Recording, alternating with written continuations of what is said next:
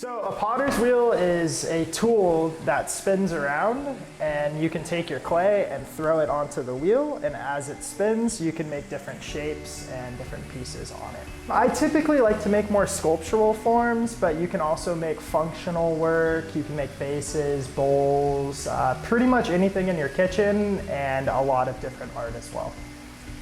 I think some of the benefits is that it's really just a lot of fun. It's a little bit of a challenge, which leaves you with a sense of satisfaction at the end of it.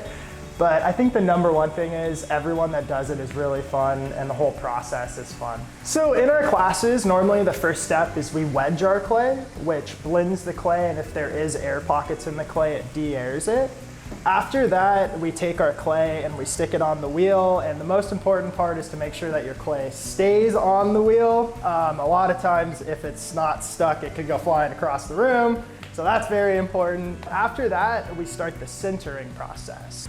So once we sinter, which is basically where we squeeze the clay up and down, and that sinters the clay, and it just makes it so that it's not wobbling.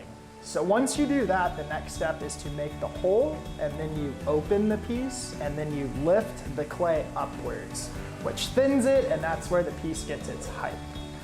After you're done lifting, then you can come through and shape the piece. And the shaping part is the most fun part of the ceramic process. Once you're done, you can cut it off, and then we bisque fire the piece, and then we glaze fire after that.